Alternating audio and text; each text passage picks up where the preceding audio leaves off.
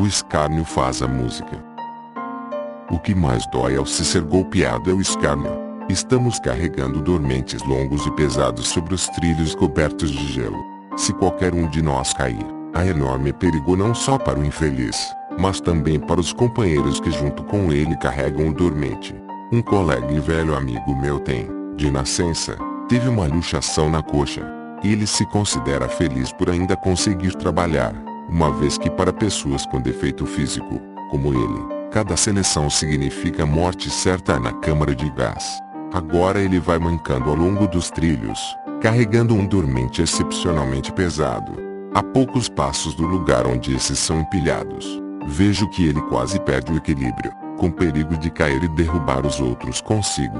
Como ainda não tenho um dormente para carregar, vou automaticamente em seu socorro, para apoiá-lo e ajudá-lo a carregar. Eis que já desce o cacetete sobre minhas costas. Com uma gritaria louca sou repreendido e mandado de volta. Mas poucos minutos antes o mesmo supervisor acabara de me dizer em tom de deboche que nós, velhacos, não tínhamos espírito de camaradagem. De outra feita, a uma temperatura de 20 graus negativos, começamos a picar a camada superior do chão, que estava completamente congelada, em plena floresta, para assentar tubos de canalização de água. Na época eu já estava bastante enfraquecido fisicamente. Chega o capataz, bochechudo e de faces rosadas. Seu rosto lembra uma perfeita cabeça de leitão. Noto que está usando luvas, que fazem muito bem naquele frio, enquanto nós temos que trabalhar sem elas. Além disso, traz um casaco de couro forrado de peles. Ele me fixa por algum tempo, calado. Tenho um mau presságio, pois à minha frente se vê um monte de terra que permite controlar perfeitamente o quanto já produzi. Então ele começa: seu vagabundo, estou de olho em você o tempo todo. Ainda vou ensiná-lo a trabalhar mesmo que você tenha que arrancar a terra a dentes. Olha que fácil você esticar as canelas aqui mesmo. Em 2 dias acabo com você. Logo se vê que em toda a sua vida nunca trabalhou. Afinal, o que você foi, antes de vir aqui, seu porcalhão? Comerciante. Hein? Para mim, tanto faz.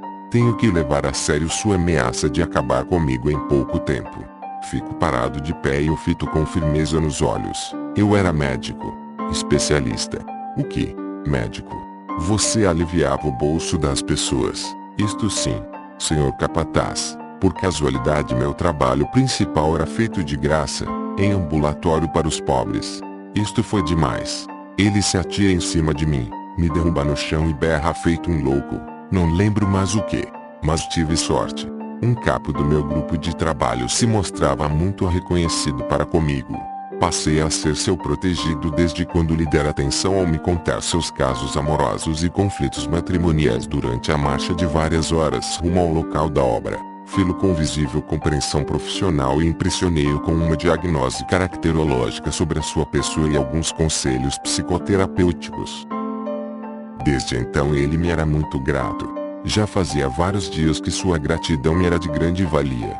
Isto porque mantinha um lugar reservado para mim ao seu lado, na primeira fileira de 5 da nossa coluna de trabalho, que perfazia geralmente 280 indivíduos. Isto para mim foi de um valor enorme. Imagine-se a situação: de manhã cedo, ainda no escuro, entramos em forma. Todos têm medo de chegar muito tarde, pois terão que se postar nas últimas fileiras.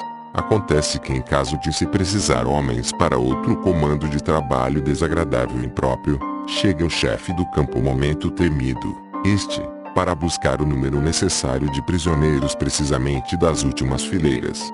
Esses então têm que sair andando rumo a um comando de trabalho estranho ao qual ninguém está habituado, sendo por isso muito temido, por várias razões. Mas às vezes também acontece que o chefe do campo, no intuito de pegar os espertos, pega justamente as primeiras fileiras de 5 homens. Qualquer súplica ou protesto é silenciado com alguns pontapés certeiros, e as vítimas da sua escolha são tocadas aos berros e empurrões. Isto, porém, jamais poderia acontecer-me enquanto durassem as confidências do meu capo. Eu tinha meu lugar de honra reservado e garantido a seu lado. E havia mais um detalhe. Como era o caso com quase todos os internados no campo, nesta época eu já sofria de graves edemas provocados pela fome. Minhas pernas estavam tão inchadas e a pele tão tensa, que já não conseguia dobrar direito os joelhos. Para enfiar os pés inchados nos sapatos, eu precisava deixá-los abertos. E mesmo que tivesse meias, não poderia calçá-las.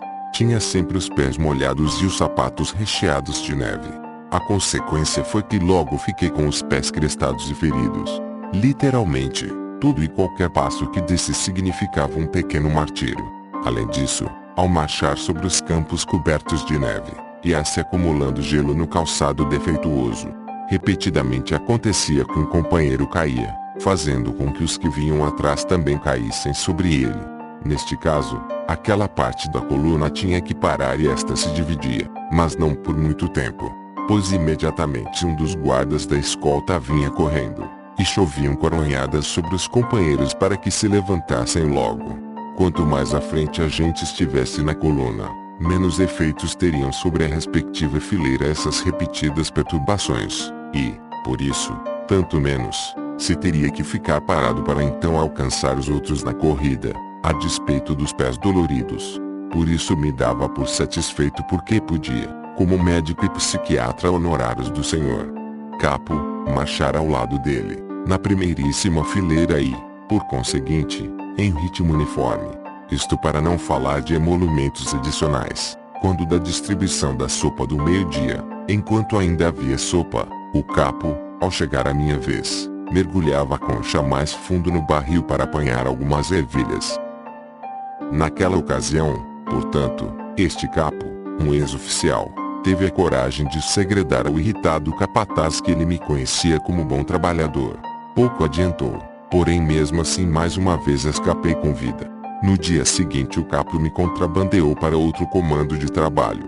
Com este episódio, relativamente trivial à primeira vista, eu quis apenas mostrar que mesmo aquele que já perdeu a sensibilidade emocional ainda chega a ser tomado de revolta, não por brutalidade externa ou qualquer dor física, mas pelo escárnio que vem com tudo isso.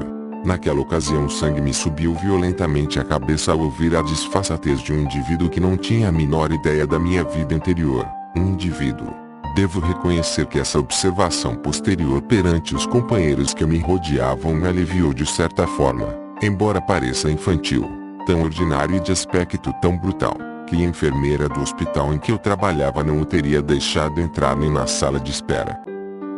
Entretanto, também havia capatazes que tinham pena de nós e faziam o possível para amenizar a nossa situação, ao menos no local da obra. É verdade que também eles frequentemente nos lançavam no rosto que um trabalhador normal, em menos tempo, renderia muito mais do que nós. Entretanto, aceitavam nossa réplica de que um trabalhador normal não se sustenta com 300 gramas de pão e 1 litro de sopa rala por dia. Teoricamente, na prática era menos ainda, de que um trabalhador normal não está submetido à mesma pressão psicológica que nós, que nada ficávamos sabendo dos nossos familiares igualmente levados para campos de concentração ou logo executados em câmara de gás, que um trabalhador normal não se encontra sob constante ameaça de morte, diariamente e a qualquer momento, etc. etc. Certa vez dei-me até ao luxo de fazer a seguinte observação frente a um capataz de boa índole: se o senhor aprender comigo a fazer punções cerebrais em poucas semanas, como eu estou aprendendo a trabalhar com terra com o senhor, então gozará de todo o meu respeito. Ao que lhe sorriu. A apatia como principal sintoma da segunda fase é um mecanismo necessário de autoproteção da psique. Reduz-se a percepção da realidade, toda a atenção e, portanto também os sentimentos se concentram em torno de um único objetivo, pura e simplesmente salvar a vida, a própria e a do outro. Assim se podia ouvir repetidamente os companheiros dizerem quando voltavam do local de trabalho ao campo, à noitinha, numa exclamação bem típica: então, passou mais um dia.